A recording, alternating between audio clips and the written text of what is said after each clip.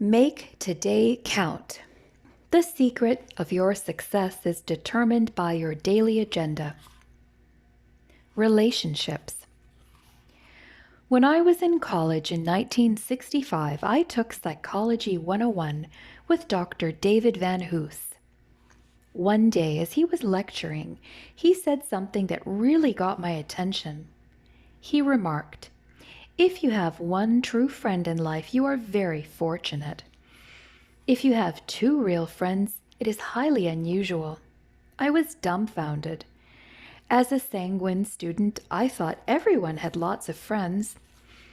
Even though Dr. Van Hoos defined friendships as relationships characterized by unconditional love, I was still shocked. Relationships had always been important to me, and I developed good people skills at a young age. When I was in my early teens, my father encouraged me to read the book How to Win Friends and Influence People by Dale Carnegie. I've always remembered the advice that the master of relationships gave in the book. In order to make friends, one must first be friendly. I had embraced that recommendation, but after hearing the words of my psychology professor, I determined to be more intentional and take relationships to a new level in my life. That's when I made this relationship decision. I will initiate and make an investment in relationships with others. I think a lot of people don't take responsibility for the relationships in their lives. They simply let things happen to them rather than being intentional about it. But to have the kind of solid relationships that bring fulfillment, you have to change your mindset when it comes to dealing with others. Here are some ways that you can do that. Place a high value on people. Let's face it, if you don't care about people, you are unlikely to make building good relationships a priority in your life. My friend Ken Blanchard jokes that the Department of Motor Vehicles evidently seeks out and hires people who hate people. When you go to get your driver's license, you expect to be treated poorly. What one-time National Salesman of the Year Les Giblin said is true. You can't make the other fellow feel important in your presence if you secretly feel that he is a nobody. The solution is to place a high value on people. Expect the best from everyone. Assume people's motives are good unless they prove them to be otherwise. Value them by their best moments, and give them your friendship rather than asking for theirs. That will ultimately be their decision. Learn to understand people. Tom Peters and Nancy Austin, authors of A Passion for Excellence, state that the number one managerial productivity problem in America is, quite simply, managers who are out of touch with their people and out of touch with their customers. I think one possible explanation is that some managers don't value people, but that isn't always true. Many people care about others, but they still remain out of touch. In those cases, I think the problem is that they don't understand people. If you desire to improve your understanding of people so that you can build positive relationships, then keep in mind the following truths about people and actions you can take to bridge the gap often caused by them. People are insecure. Give them confidence. People want to feel special. Sincerely compliment them. People desire a better tomorrow. Show them hope. People need to be understood. Learn to listen to them. People are selfish. Speak to their needs first. People get emotionally low. Encourage them. People want to be associated with success. Help them win. When you understand people, don't take their shortcomings personally and help them to succeed. You lay the groundwork for good relationships. Give respect freely, but expect to earn it from others. One day, a man arriving at the airport saw a well-dressed businessman yelling at a porter about the way he was handling his luggage. The more irate the businessman became, the calmer and more professional the porter appeared. When the abusive man left, the first man complimented the porter on his restraint. "Oh, it was nothing," said the porter. "You know, that man's going to Miami, but his bags, they're going to Kalamazoo." People who disrespect others always hurt themselves relationally, and they often reap other negative consequences. I believe every human being deserves to be treated with respect because everyone has value.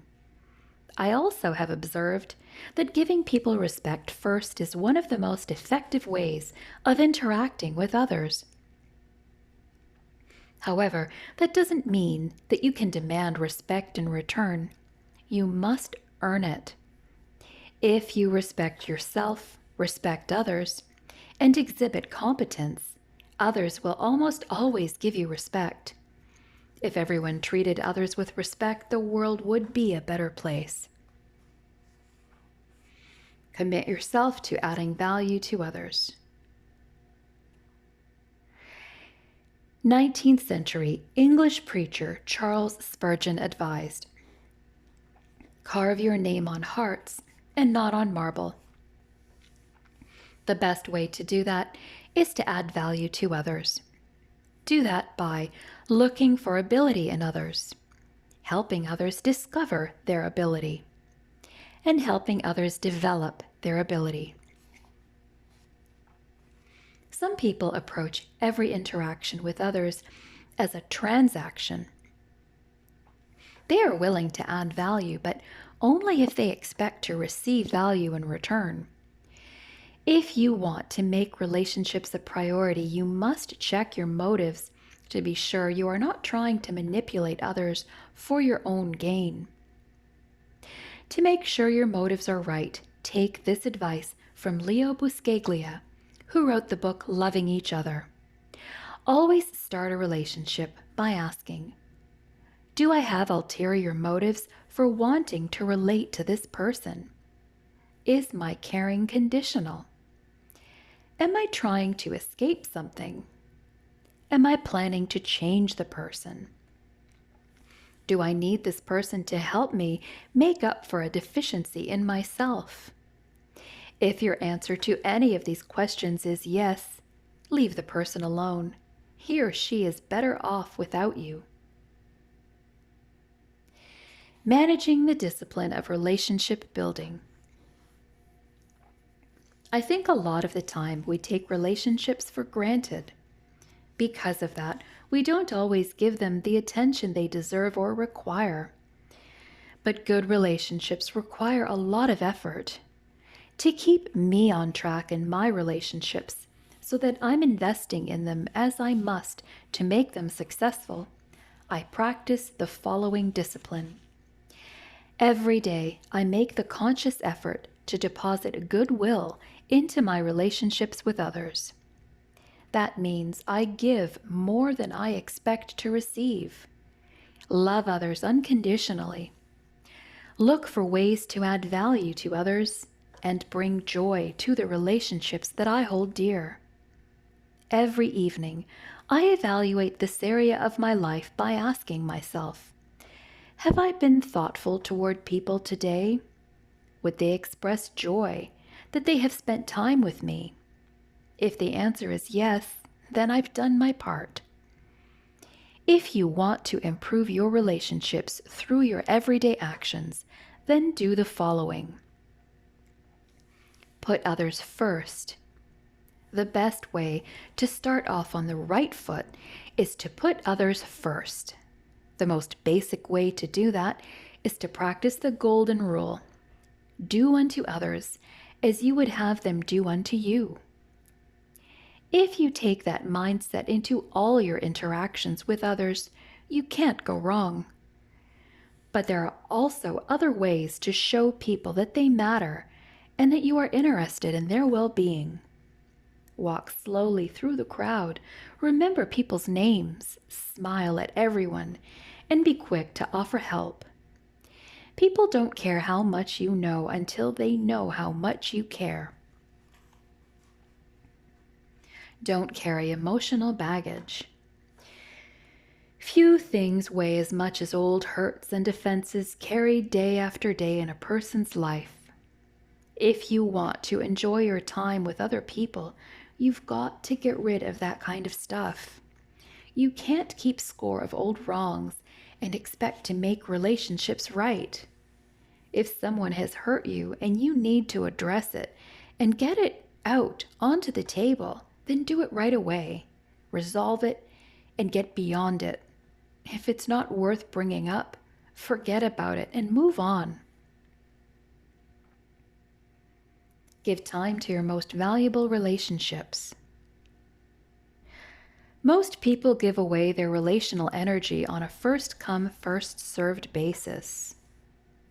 Whoever gets their attention first gobbles up their time and relational energy.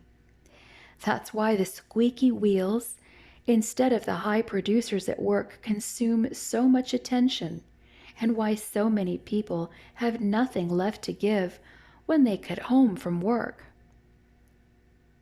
Since you've already read the chapter on family, you should know that I believe your family provides the most valuable relationships in your life. They should come first, as you plan to spend your time. After that should come your next most important relationships. It's a matter of practicing good priorities. Serve others gladly.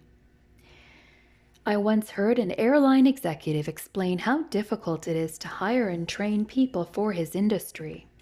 He said that service is the only thing they have to sell, but it is the toughest thing to teach because nobody wants to be thought of as a servant. Helen Keller said, "Life is an exciting business, and most exciting when lived for others." I think that's true. The longer I live, the more convinced I am that adding value to others is the greatest thing we can do in this life. Because of that, when I serve, I try to do so cheerfully and with the greatest impact. Express love and appreciation often. After I had my heart attack, a lot of people asked me, "What was your dominant emotion? Was it fear, panic, questions?" My answer surprised many of them. In fact, it really surprised me. It was love. More than anything else, in those moments of pain when I wasn't sure whether I would live or die, I wanted to tell the people closest to me how much I loved them, my family, the people who work with me, longtime friends. I learned that you can't tell the people you love how much you love them too often. I think many people believe the best way they can help others is to criticize them, to give them the benefit of their wisdom. I disagree. The best way to help people is to see the best in them. I want to encourage every person I meet. I want them to know the good I see in them. I practice the 101% principle. I look for the one thing I admire in them and give them 100% encouragement for it. It helps me to like them. It helps them to like me. And what else could be better for starting a relationship? Your relationship decision today. Where do you stand when it comes to relationships today? Ask yourself these 3 questions. 1. Have I already made the decision to initiate and invest in solid relationships daily? 2. If so, when did I make that decision? 3. What exactly did I decide? Your relationship discipline every day. Based on the decision that you made concerning relationships, ask yourself, what is the one discipline you must practice today and every day in order to be successful?